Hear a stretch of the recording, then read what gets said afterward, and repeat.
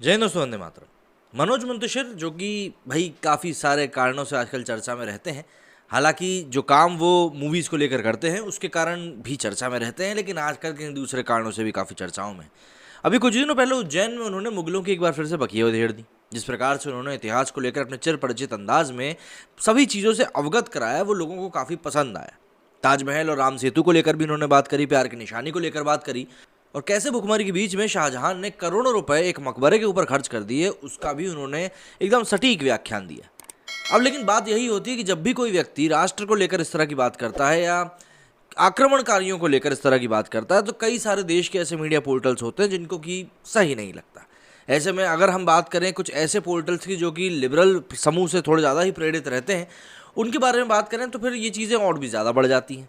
ऐसे में ही जब ये पूरा इंसिडेंस हुआ तो उसके बाद आज तक की तरफ से जो ट्वीट आया, वो ट्वीट ने सभी को चौंका दिया, और उस ट्वीट को पढ़कर लोग मनोज मुंतशिर के खिलाफ हमलावर भी हो गए। अब क्या कुछ हुआ और फिर बाद में आज तक ने किस प्रकार से माफ़ी मांगी, वो सभी बातें हम लोग इस वीडियो में डिस्कस करेंगे। गीतकार मनोज मुंतशिर ने गुड़ी पड़वा की पूर्व संध्या पर उज्जैन के कार्यक्रम में शामिल होते हुए मुगलों पर जमकर निशाना साधा था। उन्होंने शाहजहां द्वारा बनवाए गए ताजमहल पर, उस पर हुए खर्चे पर और देश में फैली भुखमरी पर बात करते हुए कहा कि जब शाहजहां ने 9 करोड़ रुपए एक मकबरे में लगाए तब देश भुखमरी में था, जिससे 35 लाख लोग मर चुके थे।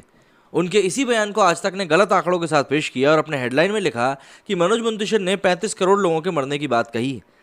आज तक का ये ट्वीट व रिपोर्ट देखकर कई लोग मनोज मुंतशिर पर हमलावर हो गए। उन्हें इतिहास का ज्ञान देने लगे। उन्हें शाहजहां काल के समय कितनी जनसंख्या थी इसके बारे में बताया जाने लगा। इसके अलावा कई अपशब्द भी उन्हें कहे गए, लेकिन इस बीच किसी ने भी एक बार आज तक की रिपोर्ट पर सवाल नहीं उठाया। कांग्रेस के राष्ट्रीय सचिव अमरीश रंजन पांडे ने भी इस रिपोर्ट के आधार पर गीतकार के ऊपर निशाना साध दिया, जिसका जवाब मुंतशिर ने उन्हें लताड़ लगाते हुए दिया। मनोज मुंतशिर ने भी एक ट्वीट किया जिसमें कि उन्होंने अपने आंकड़ों को सही तरीके से बताया, क्योंकि सच क्या है ये मनोज मुंतशिर के कार्यक्रम की वीडियो देखने पर पता चलता है। इस वीडियो में वो कहते हैं कि 17वीं शताब्दी में जब शाहजहां ताजमहल बनवा रहे थे तो वही दौर था जब हमारे भारत में 35 लाख लोग भुखमरी का शिकार होकर दम तोड़ चुके थे, भूख से मर चुके थे। ऐसा आलम में एक राजा, एक बादशाह उस समय के 9 करोड़ रुपयों को एक मकबरे में खर्च कर देता है, जिससे पूरे देश की गरीबी मिट सकती थी। अब यहाँ पर दिलचस्प बात यह है कि ये ट्वीट आज तक ने अपने आधिकारिक हैंडल से किया था।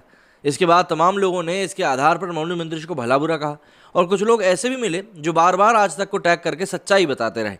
हालांकि आज तक ने अपनी गलती को दोपहर तक कोई सुधार नहीं किया, और जब विवाद बढ़ा और मनोज मुंतशिर ने भी इस तरह की झूठी जानकारी साझा करने पर आज तक को लताड़ा, तो आज तक ने 5:08 पर इसको करेक्शन के साथ एक नया ट्वीट किया।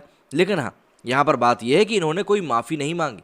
समझने वाली बात सबसे बड़ी जो है वो यहाँ पर यही है। मनोज मुंतशिर ने भी समय रहते इस चीज़ को पॉइंट आउट करते हुए ट्वीट किया। पहले तो उन्होंने लिखा कि प्रिय आज तक, अपनी भूल को सुधारें और मुझे गलत कोट करने के लिए क्षमा मांगे। मैंने 35 लाख कहा था, 35 करोड़ नहीं। उज्जैन का वीडियो आप दोबारा देखें। इसके बाद जब आज तक ने करेक्शन लिखते हुए ट्वीट कर दिया, तब मनोज मुंतशिर ने कहा कि मैंने और आपने मिलकर सत्य के लिए आग्रह किया, बात सुनी गई, भूल सुधारी गई। जब तक आप मेरे साथ हैं मैं निडर होकर अपना पक्ष कहता रहूँगा और लोगों को सुनना पड़ेगा। ईश्वर हमारे संगठन को शक्ति प्रदान करे। जय भारत।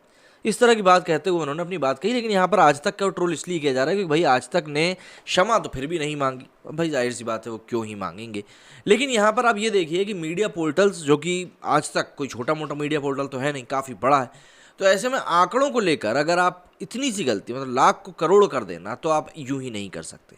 तो ऐसे में एक जिम्मेदारी, एक नैतिक जिम्मेदारी इन मीडिया पोर्टल्स की बनती है कि ये भी इस चीज़ का विशेष ख्याल रखें कि जो भी चीज़ वो दिखाने जा रहे हैं वो चीज़ ठीक हो, सटीक हो और सही हो।